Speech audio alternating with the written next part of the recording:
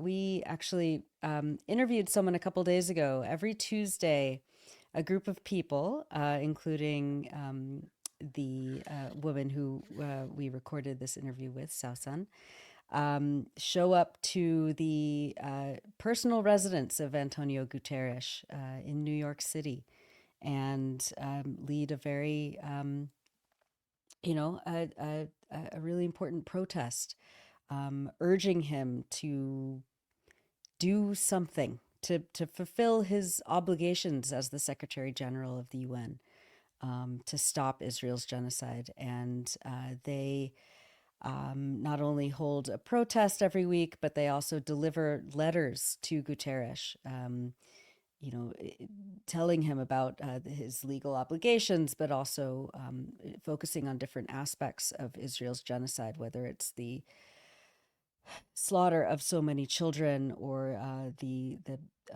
destruction of the healthcare system. They're diligent in their protests and their demands. And we actually, before we go to the interview, we have a couple of short video clips that Sawsan sent us. Let's go to one of those clips first. UN, you're complicit. You're complicit. Kids are dying every minute. Kids are dying every minute. UN, do your job. UN, do your job. Stop letting Gaza starve. Stop letting Gaza To Mr. António Guterres, UN Secretary General, dated September 2nd, 2025. We are here another week and 22 months later into the genocide in Gaza.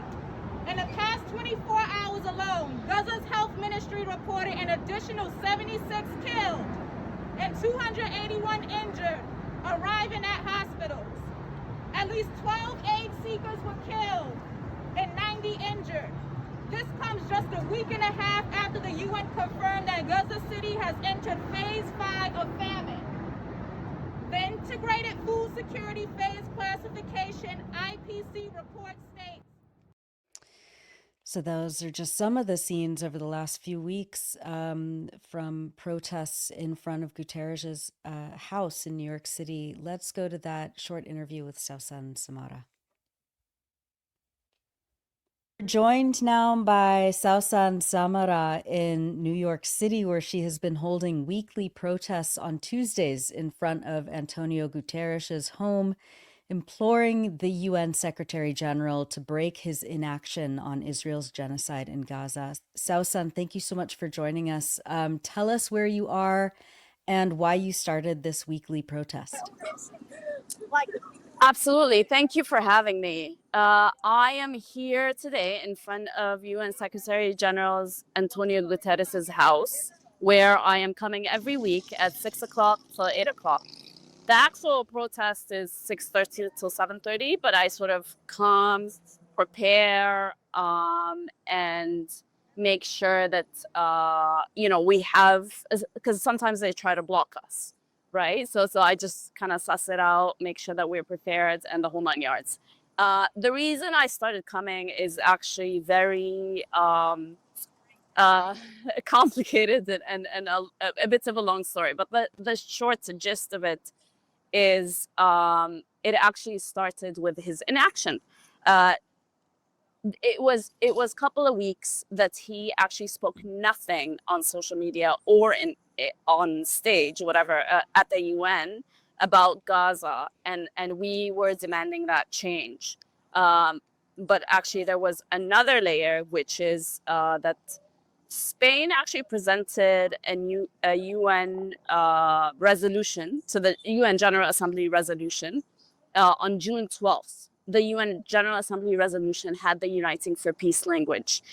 We were informed by 𝐓𝐡𝐞 𝐄𝐥𝐞𝐜, which is an expert at the UN, that this is one avenue in which we can get the UN to act. So we actually all kind of followed his leads to try to act on that.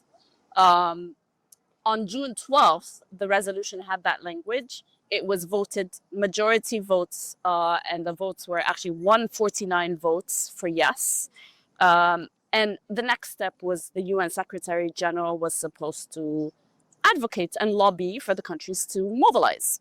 Even though the resolution didn't have the actual language of saying like peacekeeping forces or military intervention, but it had the language of any measures to take any measures for the protection of Gaza.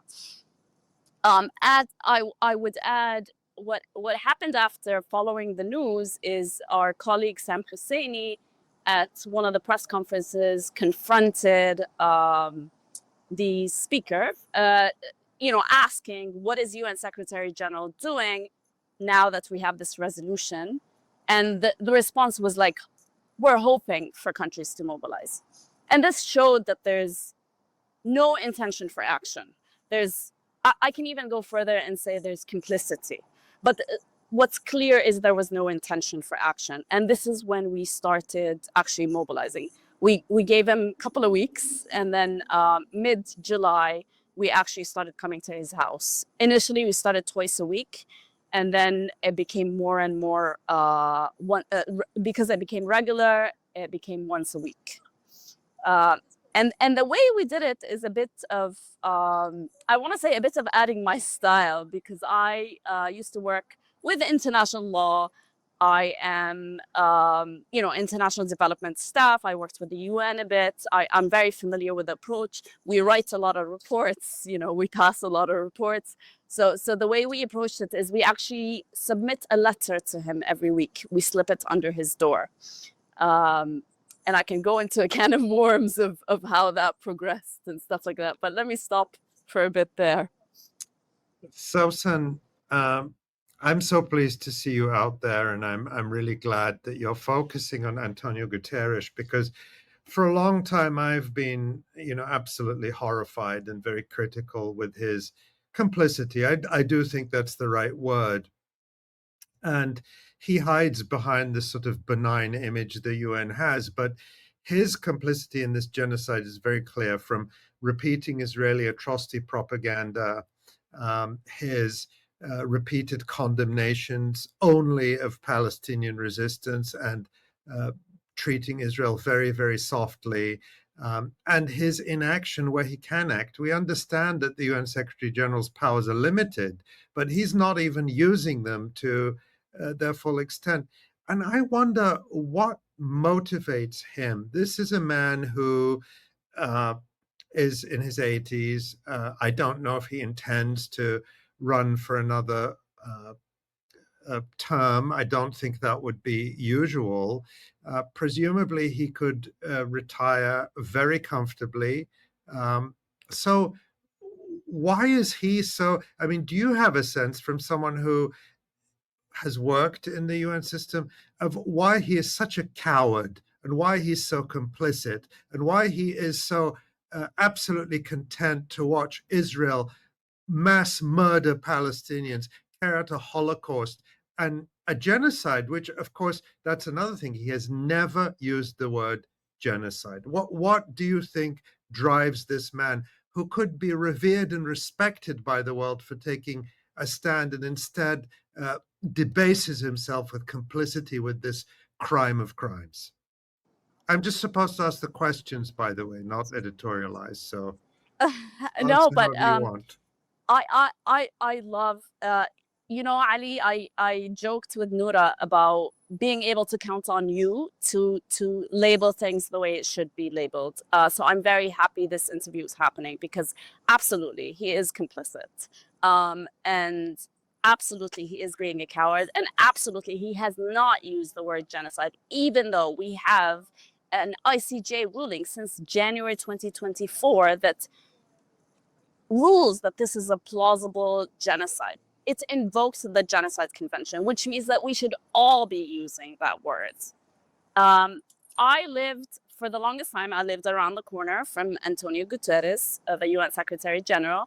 And I can tell you that from my observation, he was a routine man. He goes to work on time. He comes back. Comes back is a different story, but definitely in the morning, he was very consistent. I think I did notice after that UN General Assembly resolution that he started going to work late. And that was actually one of the reasons that triggered me to start doing these protests. Starting to go late to work is one indication that he is morally not consciously clear, I guess. It made me realize that he actually did agree not to do anything about Gaza, turn a blind eye to secure UN funding for funding for the UN. Having said that, I do think he's not only doing the wrong thing for making such an immoral decision, but I do think the UN funding is going to deteriorate anyways, because there's inaction for one of the most obvious live streamed and the highest crimes of all crimes. We have presented to him at least 10 letters at this point. The first couple of letters were demanding 6 demands of things he can do and is not doing, including re-invoking Article 99 and calling for the UN Uniting for Peace resolution, UN's General Assembly Resolution 377. I would add also, we also added advocacy, we also added pressure, we also added a lot of things that he could have done that he hasn't been doing. Around the 12th of August, actually, was the last time we referenced the Uniting for Peace, because after that, Israel announced that they want to conquer Gaza. So if countries didn't take any action up until that point, it's very unlikely they will take any action after.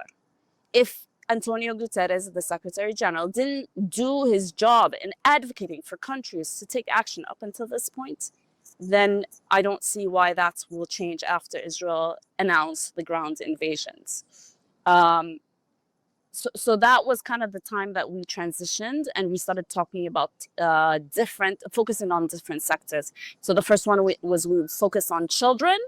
And we actually started the display of children drawings, where actually the first couple of protests, we actually had children coming and coloring and writing about Palestine. Have you seen him walk past that? Does he have to come past you? So very good question. Up until this point, he's been avoiding us. So this is the security cars would drive by and they would keep driving by. And that was sort of the beginning.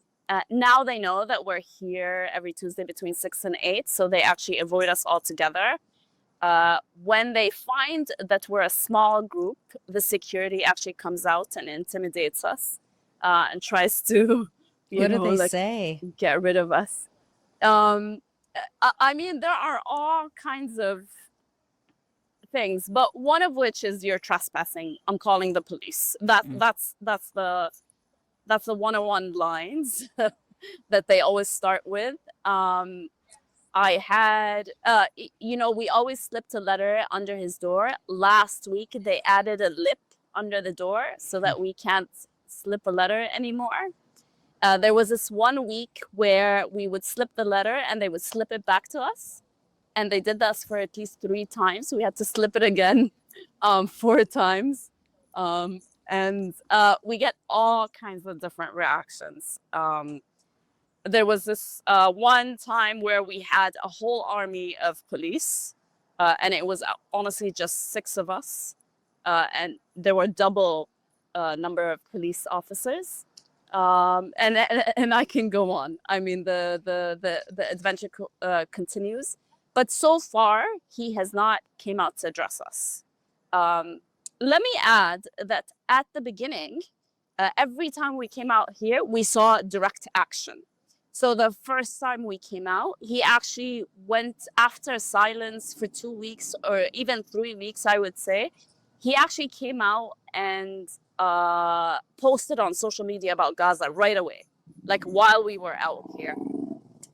the second, after like maybe the second or the third time, like it was early on, we were demanding, trucks, UN trucks to go into Gaza. That was the context of the letter.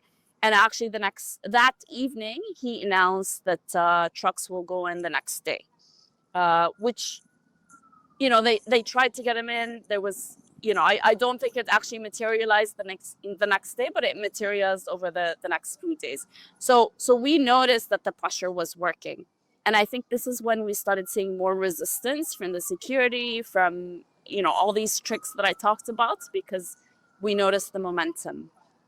The last week, the letter was focusing on the health sector. And I actually focused on one of the emerging diseases that we noticed in the West Bank and Gaza. What I wanted to say is not only the Gaza, but also the West Bank. So the disease is called, you just gotta pause for a second. So there are a surge of cases in Gaza of something called Guillain-Barré syndrome. And it's basically an autoimmune disease. The Guillain-Barré syndrome, or known as GBS, is something that should be temporary, and it's not very common. You get 1 or 2 cases every 100,000 people. In Gaza, there are reported about 95 cases that were noticed since June. In the West Bank, I know of 4 cases that were reported in 1 week 4 years ago.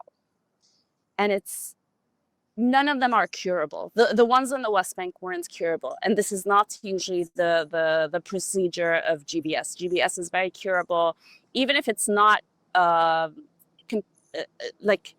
even if it doesn't go away completely. There are ways to manage it where you can function normally. But with the strand that the Palestinians are being exposed to, people are not getting their health back, basically. And these were the cases on the West Bank, the 4 cases on the West Bank.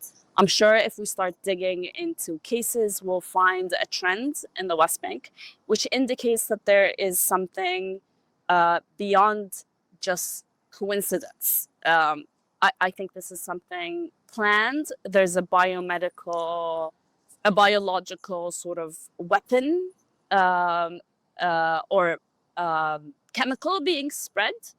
And I would presume it's most likely from the gases that they smell, that Israel, spreads. One of the cases, I can tell you for sure, we brought to the US. We exposed that particular person to the top doctors in the country. The best diagnosis we got was, it looks like a mutated form of GBS. And the best causation we got is it's very likely that it's some gas that they breathed, which led to that.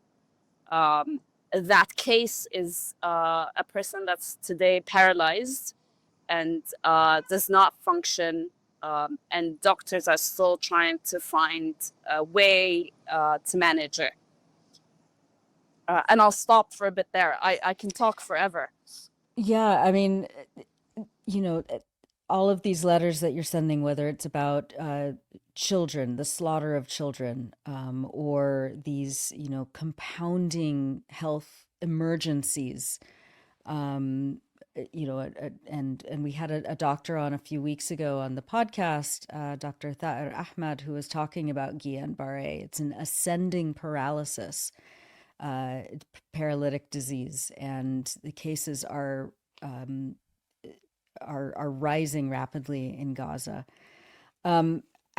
Has there been, any reaction? You talked about Guterres, going to social media every once in a while and saying something, but,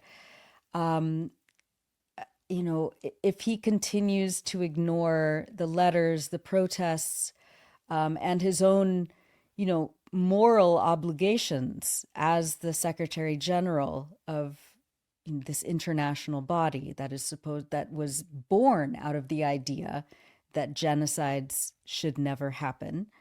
Are you going to keep protesting, or are you going to give up and go home? No giving up and no going home. The plan continues. It's not easy, especially that we are adding an intellectual layer that needs researching, demanding to invoke other international laws, one of which is actually the 1972 Biological Weapons Convention.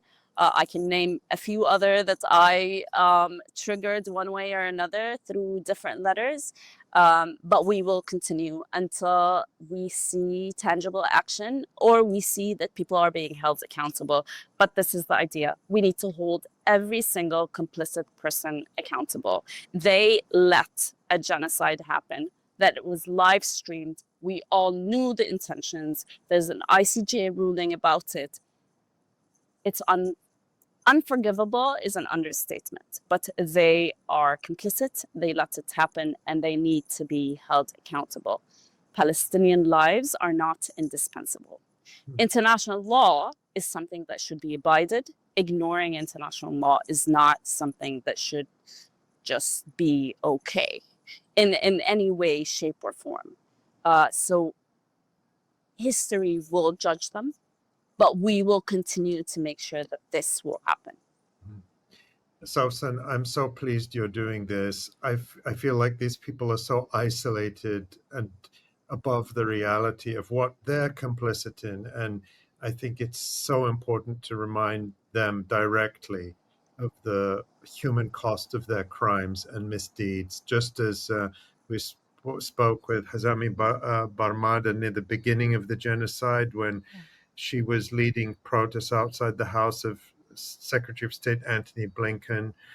I'm very glad to see you outside the house of António Guterres. On behalf of all of us, certainly on my behalf, you speak for me, and speak as loud as you can because he needs to hear it. Thank you so much, Sawsan, and good luck to you, and perhaps we'll visit with you again. Let us know if, something dramatic happens, and we'd love for you to come back and tell us about it. Or if you get a response from him, or if he comes and talks to you. Absolutely, absolutely. We will. Thank you so much, Ali. Thank you so much, Noura, for covering this and for giving me the opportunity to address this. And we will continue until we see some action. Thank you. Thank you so much, Sawsan. Thank you. And again, that was an interview that we recorded on Tuesday as Sawsan and her comrades were outside António Guterres' house in New York. It was really good to see them there, and they're doing it every week in New York. So on Tuesdays, I think around 6 in the evening. So maybe people are in New York want to go and say hi or join in. And after we did that interview on Tuesday, I had not heard about the outbreak of Guillain-Barré to the extent that Sawsan mentioned it, and I actually looked it up, and there was a recent report from Medical Aid for Palestine about the sharp increase in Guillain-Barré syndrome in Gaza. This is a really horrible disease, particularly for young children, causing paralysis, severe breathing difficulties, and they say that 10 associated deaths have been reported in Gaza so far. This is a childhood disease that should be very rare, and it's now cropping up a lot in Gaza. Just another impact of that genocide, and just horrific. Yeah. Well, I'm really glad we were able to get Sawsan. And there's so many actions that people can plug into, and it's just a really good reminder that we don't have to be by ourselves in this. There are so many ways to be involved and stay involved and escalate our demands.